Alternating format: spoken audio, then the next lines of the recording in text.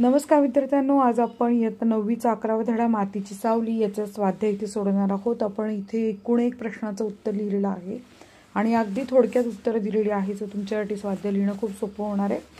जर तुम्ही नवीन असाल चॅनलला सबस्क्राइब करा, बेल आयकन दाबा। बरं, मला सांगा की मातीची सावली या धड्याचे लेखक कोण आहेत? कोण पटापट कमेंट बॉक्समध्ये याचं उत्तर देईल त्याला आपण खूप सारे सगळेजण मिळून लाईक देऊयात। प्रश्न पहिला आहे, खालील ओळीतील संकल्पना स्पष्ट करा। मडक्यातल्या पाण्यासारखा गारवा। तर उन्हाळ्याच्या तीव्र उन्हात मडक्यातील पाणी अत्यंत गार असते, तसा गारवा जुन्या घरात जाणवतो, कारण चिंचेच्या झाडाची सावली आईच्या पदरासारखी घरावर असायची। 2, आईच्या पदरासारखी चिंचेची सावली। उत्तर, आईचा पदर हा बाळासाठी संरक्षण कवचासारखा असतो, ऊन वाऱ्यापासून संरक्षण करतो। त्याच प्रकारे इथे सुद्धा चिंचेचे झाड आईच्या पदरासारखं घरावर संरक्षक म्हणून काम करते।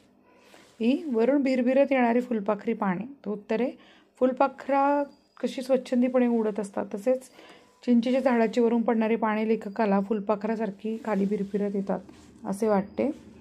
दुसरा प्रश्न आहे, घटना दिल्यात आणि त्याचे परिणाम आणि प्रतिक्रिया काय होतात बघा। फरसू खुर्चीवर पायवर घेऊन बसतो तर सून येऊन वैतागते। मनूला फरसूने शिकवलं, परिणाम काय झाला? मातीत बोटं घालायला तो नाखुश असतो। वाडीत काम करताना कोसूच्या पायाला तार की खिळा लागला, याचा परिणाम काय झाला? आठवड्याभरात कोसूची मांडवात विचून गेले। आणि 4, मनूने जमीन विकायला काढल्याचा परिणाम काय झाला? फरसूने बैलासारखी मान डोलावली। आता आकृती पूर्ण करायची आहे। फरसूचा वैज्ञानिक दृष्टिकोन स्पष्ट करणारी आकृती।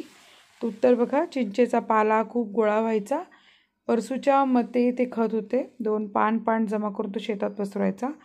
3, या खतामुळे शेत कसदार बनायचे। 4, भात पिकानंतर फरसू, वांगी, दुधी, कारली इत्यादी भाज्यांचे दुबार पीक घ्यायचा, असा दुबार पिकामुळे जमीन अधिक कसदार बनते।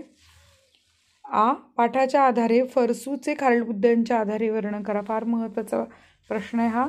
तर उत्तर बघा, फरसूचे खालील मुद्द्यांच्या आधारे वर्णन। छंद, फरसूला पायरीवर बसणे, वरून भिरभिरत येणारी फुलपाखरी पाहणं व झाडावर चढणाऱ्या खारी पाहणं हा त्याचा फावल्या वेळेचा छंद। मेहनत, फरसू अत्यंत मेहनती होता। जमिनीवर पडणारे चिंचेचे पान गोळा करून तो ती पाने शेतात पसरवी। भाताचे पीक झाले की तिथे वांगी, दुधी यासारख्या भाज्यांचे पीक घेई। फरसू पाठीचा कणा दुखेपर्यंत मेहनत करायचा। दुःख, फरसूची बायको अचानक गेली, त्याचे त्याला फार वाईट वाटे। मुलाने मातीचे महत्त्व समजून घेतले नाही व त्याने जमीन विकायला काढली। घर झाड सगळे नष्ट केलं, याचा फरसूला फार त्रास होत होता, त्याचे त्याला अपार दुःख होते। मातीशी बैमानी केल्याचं दुःख त्याला सतावत होतं। माणूसपण, फरसूने त्याच्या 1.5 एकराच्या शेतावर 3 पोरींची लग्न करून 4थ्या पोराला शिकवलं। त्याच्यामध्ये कोणाच्या कामात खोडा घातला तर त्याच्या नशिबाची वाळू होते असे त्याला वाटते, तेव्हा त्याला बाप जात्यांची कमाई जपायची त्याची इच्छा होती। तो घरातल्या उंदरांचे सुद्धा पोट भरेल का याचा विचार करायचा।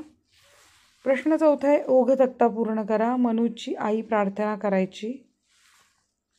तर ओघ तक्त्यामध्ये आपल्याला दुसरा आहे मुद्दा, एक सुरात प्रार्थना झाल्यावर जेवण व्हायचे आणि जेवता जेवता मनू बहिणींशी मस्ती करायचा आणि घासागणिक पोटात माया उतरायची। प्रश्न 5 आहे, खालील वाक्य प्रमाण भाषा म्हणजे काय? जी पुस्तकात असते ती। आमचा जन्म या मातीत गेला म्हणून थोडं वाईट वाटते, म्हणजे आमचा जन्म या मातीत गेला म्हणून थोडं वाईट वाटतंय। त्यांचीच पुण्याई बावडी नै नदी हय नदी, म्हणजे त्यांचीच पुण्याई ही विहीर नाही, नदी आहे नदी। प्रश्न 6 आहे, खालील वाक्य प्रचारांचा योग्य अर्थ शोधावा लिहा। टकळी चालवणे, सूत कातणे, सतत बोलणे, वस्त्र विणणे। नाळ तुटणे, मैत्री जमणे, संबंध न राहणे, संबंध जुळणे। खालील अर्थांची वाक्य पाठातून शोधून लिहायची आहे। फरसूने आपल्या वडिलांचे ऋण दर्शविले। तर उत्तरे, फरसू म्हणायचा, बाप जाद्यांची कमाई रे पोरांनो, त्यांचीच पुण्याई ही बावडी, नदी नदी हय नदी, फरसूचा संसार होत्याचा होता आला। उत्तर, तरारून वाढलेल्या गुबगुबीत केळीचं अख्खं बन पाऊस वाऱ्यात जमिनीत झोपावं। फरसूचे झाडांवरील प्रेम। उत्तर, पोरा झाडं जंगली नसतात रे, का आपणच माणसं जंगली, कुऱ्हाडी घेऊन झाडं कापणारी आपणच माणसं जंगली रे म्हणू। प्रश्न 8 आहे, मातीशी नाळ तुटली की माणूस पण तरी कसं राहणार? या फरसूच्या विधानाशी तुम्ही सहमत असल्यास त्याची कारणच उदाहरण लिहा।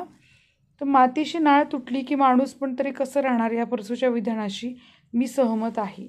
या विधानातून माणसाने आपल्या मुळाशी जोडलेलं नातं जपण्याचं महत्त्व सांगितलं. मातीशी असलेलं नातं हे फक्त शेतकऱ्यांसाठी नाही तर संपूर्ण मानवजातीसाठी महत्त्वाचं आहे. ते तुटलं तर आपण केवळ भौतिक संपत्ती मिळवू शकतो, पण माणूस पण हरवून बसतो. म्हणून प्रत्येकाने मातीशी आपलं नातं जपायला हवं. माणूस पण म्हणजे आपल्यासोबतच आपल्या सभोवतालचा सुद्धा बारकाईनं विचार करणे. प्रस्तुत पाठात मातीशी नाळ म्हणजे आपल्या आईसोबत बाळाची जी शारीरिक भावनिक जवळीक असते तशीच जवळीक या पाठात फरसू या शेतकऱ्याची आपल्या जमिनीविषयी आहे. त्यासाठी ती नुसती जमीन नाही आहे तर तेथील झाड पान फुलं उंदीरं पक्षी या सगळ्यांचा तो माणूस म्हणून विचार करतोय. परंतु त्याचा मुलगा याला मात्र मातीला हात लावायला सुद्धा आवडत नाही. त्यामुळे त्याने सहजपणे जमीन बिल्डरला विकून टाकली आणि स्वतः आलिशान बंगल्यात राहतोय. तिथे तुटलेल्या झाडांविषयी बागायती जमिनी नष्ट झाल्याविषयी त्याला काही वाटत नाही. म्हणून उद्वेगाने फरसू हे वाक्य इथं म्हणतोय. पाठात व्यक्त झालेल्या फरसूच्या विचारांबाबत तुमचे मत स्पष्ट करा. उत्तर: फरसूचे विचार अत्यंत प्रेरणादायक आहेत, जे मातीशी जोडलेल्या नात्याचे महत्त्व सांगतात. तो म्हणतो की मातीशी नाळ तुटली की माणूस पण तरी कसं राहणार. हे वाक्य माणसाच्या जीवनातील कष्ट, निसर्गाशी नातं आणि स्वाभिमान याचं महत्त्व अधोरेखित करतो. माती फक्त जमीन नाही तर ती जीवनाचा आधार आहे. कष्टाला मान्यता देणं, निसर्गाशी सुसंवाद ठेवणं हेच खऱ्या माणूसपणाचं प्रतीक आहे. आजच्या आधुनिक युगात माणूस प्रगतीच्या नावाखाली निसर्गाचा नाश करतोय. त्यामुळे फरसूचे विचार आजही समर्पक वाटतात. नैतिकता, कष्ट आणि निसर्ग संवर्धन हे समाजाच्या प्रगतीचं खरं साधन आहे. त्यामुळे माणसाने मातीशी असलेली नाळ कधीच तुटू देता कामा नये. फरसूचे विचार प्रत्येक पिढीला दिशा दाखवणारे आहेत. ज्याचं संपूर्ण आयुष्य शेती करण्यात गेलं, आपल्या जमिनीवर झाडांवर प्रेम करण्यात गेलं, अशा शेतकऱ्याचं अगदी खरं खरं मनोगत आपल्याला दिसतं. फरसूला जो त्रास होतोय त्याला चुकीचे वागल्यासारखं वाटते, त्याच्या मताशी मी पूर्ण सहमत आहे. आता आपला तिसरा प्रश्न, मातीशी सावली या पाठाच्या शीर्षकाची समर्पकता तुमच्या शब्दात लिहायची. उत्तर: मातीची सावली हे शीर्षक या पाठासाठी अत्यंत समर्पक आहे. माती ही माणसाच्या जीवनाचा आधार असून ती केवळ जमिनीसाठी नाही तर माणसाच्या भावनिक आणि सामाजिक जडणघडणीसाठी महत्त्वाची आहे.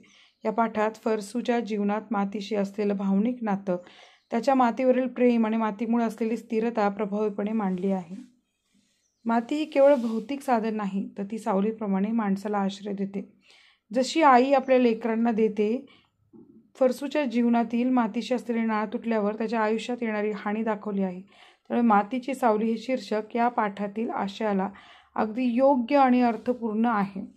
तर विद्यार्थी मित्रमैत्रिणींनो, आपला पाठ इथे संपला आहे. आपण या स्वाध्यायाच्या एकूण एक प्रश्नांची उत्तरं लिहिलेली आहे. जर तुम्हाला शाळेत उपक्रम लिहून आणा असं म्हणून सांगितलं तर मला नक्की कमेंट करून सांगा. मी तुमच्यासाठी नक्की याचा उपक्रम तयार करेल. आणि तुम्हाला या पाठातील कोणतं पात्र खूप आवडलं त्या पात्राचं नाव मला नक्की कमेंट करून सांगा. कमेंट करत जा. तुम्हाला कमेंट करण्यासाठी वेगळे पैसे लागत नाही. आणि व्हिडिओ आवडला तर नक्की लाईक करत जा, त्यामुळे आम्हाला प्रोत्साहन मिळतं. धन्यवाद.